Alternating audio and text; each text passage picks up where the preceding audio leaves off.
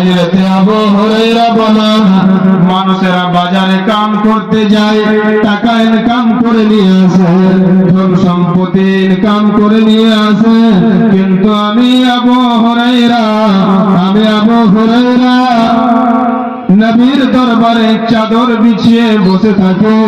আমি আবু হুরায়রা চাদর বিছিয়ে বসে থাকি। যখন নবী কথা বলা শেষ করে দেয়, আমি আবু হুরায়রা চাদর খানাকে লেফটে আমি বাড়ি নিয়ে চলে যাই। মানুষেরা ধন সম্পদ নিয়ে আসে, কামিয়ে টাকা নিয়ে আসে, আর আমি আবু হুরায়রা নবীর কাজ থেকে আমি ইলম গেল নিয়ে আসি। আমি আবু হুরায়রা নবীর কাছ থেকে নবীর হাদিস গেল নিয়ে আসি। ভাই আমার, বন্ধু আমার, এই জন্য জ্ঞান অনেক বড় জিনিস। যার ভিতরে জ্ঞান আছে, যার ভিতরে ইলম আছে, সেই হলো বড় লাভবান, সে হলো কামিয়াব। তার ইজ্জত ইহকাল হবে, তার ইজ্জত পরকাল হবে। যার জ্ঞান নাই, যার দিলে যুগসুর নাই, লেখাপড়া নাই, যার জিন্দগিতে কোরআন নাই, যার জিন্দগিতে হাদিস নাই, সেটা হলো কপাল পোড়া, সেটা হলো হতভাগা। যে কোনদিন মাদ্রাসার মুখ দেখতে পেল না, যে কোনদিন মসজিদের মুখ দেখল না, কোচিং দেখল না, মুলবি চিনল না, মাস্টার চিনল না, সে হলো হতভাগা, সে হলো কপাল পোড়া। কারণ নবী আমার বললেন, প্রত্যেক মুসলমানের জন্য ইলম অর্জন করা হচ্ছে ফরজ।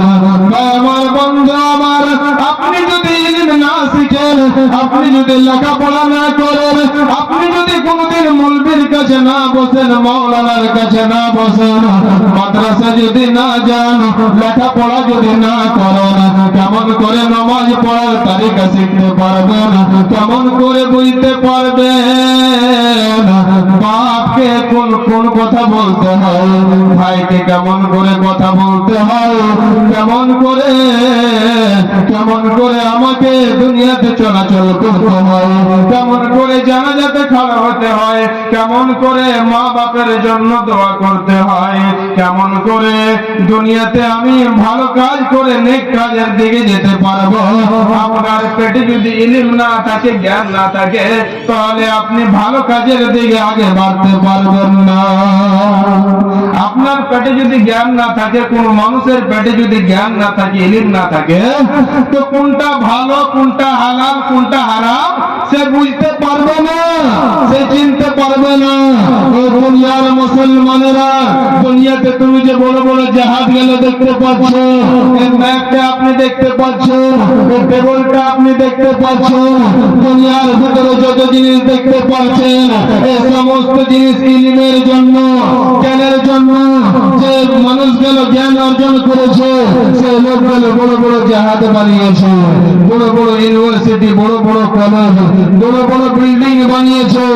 জ্ঞানের পাওয়ারে ভাই আমার, বন্ধু আমার, আজকে আমাদের সমাজে আজকে ইলমকে অবহেলা মনে করে পড়ে লেখে কেরবে, বেড়ি ছেলে পড়ে লেখা গোবরের ডালি তুলতে হবে।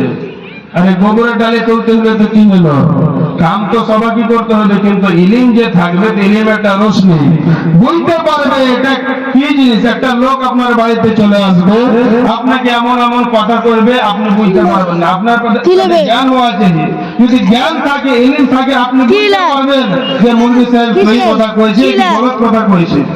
তো ভাই আমার, বন্ধু আমার, যদি ইলম থাকে তাহলে আপনি জানতে পারবেন, আর তাকে আপনি আপনি ভালোটা নেবেন, খারাপটা ছেড়ে দেবেন। আর ইলম যদি না থাকে তাহলে আপনার ইহকালও বরবাদ হয়ে যাবে, পরকালও বরবাদ হয়ে যাবে। দুনিয়াতে ফাসাদ কেন হচ্ছে জানেন? দুনিয়াতে দ্বন্দ্ব, ফাসাদ, মারামারি, কাটাকাটি, হানাহানি কেন হচ্ছে জানেন? সব ইলম শিখা আর ইলমকে তরজি আর ইলমের উপরে আমল না করার কারণে ভাই আমার, বন্ধু আমার, আমাদের ছেলে মেয়েকে পড়াবো লেখাবো আর তাকে আজকে আমাদের বাড়িখান থেকে মাদ্রাসা মসজিদ বানিয়ে দেবো। আগের জমানা ছিল, আগে আমাদের জমানাতে, আমাদের বাপ দাদাদের জমানাতে মসজিদে পড়ালেখা হতো, বাড়িতে আমার মায়েরা খালারা পড়িতে বসতো। এখন মোবাইলের জমানাতে ভাই, কিন্তু মোবাইলটা কোনো খারাপ জিনিস নয়, মোবাইলটাকে গালি দিতে হবে না, মোবাইলটা খুব ভালো কথা। মোবাইলে পড়া আছে, মোবাইলে আছে হাদিস, মোবাইলে আছে কোরআন, মোবাইলে সবই আছে, কিন্তু আমি আপনি কেন পাচ্ছি না? এ আমাদের পেটে জ্ঞান না থাকার কারণে। ভাই আমার, বন্ধু আমার, দুনিয়ার কোন দিকে যান, দুনিয়ার কোন কোনাতে যান, আপনাকে জ্ঞান লাগবে, পড়াশোনা লাগবে। পড়াশোনা যদি না থাকেন তাহলে সব জায়গাতে আপনি ঠোকার খাবেন। এই ইলমের কারণে, এই মানুষেরা জ্ঞানের কারণে বড় বড় আলা মাকাম মর্তবাতে মানুষেরা পৌঁছে গিয়েছে। আর মানুষের ইজ্জত সম্মান কেন হয়? আজকে আমি এই জায়গাতে কেন বসতে পেরেছি? ইলমের কারণে। ইলম শিক্ষা করেছি আমি, 5টাই কোরআনের আয়াতে শিখেছি, কিন্তু শিখেছি ভাই এই জন্য এই জায়গাতে এসে বলতে পারছি। এরকম করে দুনিয়াতে আলোক আলোক কোয়ালিটি আছে, আলোক আলোক তার ভাগ আছে। সমস্ত জায়গাতে যেখানে যাবেন আপনি, আপনাকে ইলমের দরকার পড়বে। আর ইলমের ব্যাপারে আমাদের কোরআনও বলে, আর দুনিয়ার সমস্ত মানুষ, জ্ঞানী গুণী মানুষেরা বলে যে ইলমের বেগারে মানে কিছু নাই। এই জন্য আমাদের শেরশাবাদী কম যে আছে, বাঙালি ভাটিয়া, মানে ইলমের দিকে মেলে পিছে। গায়ে মাদ্রাসা খোলা আছে, মসজিদ আছে, মক্তব আছে, যাইবে না? একটু কোন বেলায় যাবে? যারা কোটা পড়ছে, হাঁটতে জানে না, মুখতে জানে না, ওগুলোকে মসজিদে পাঠাবে। বাড়তে জ্বালাচ্ছে, যা মসজিদে মন্দিরকে যায় জ্বালাবে কেন ভাই? ভাই আমার, বন্ধু আমার, আমি যদি আল্লাহর করিম বলতে চাই, আল্লাহর জান্নাত খানা যদি হাসিল করতে চাও, আল্লাহর যদি বন্ধু বলতে চাও, আল্লাহর যদি মুমিন বান্দা বলতে চাও, তাহলে আমাকে আপনাকে ইলম অর্জন করতে হবে, লেখাপড়া করতে হবে।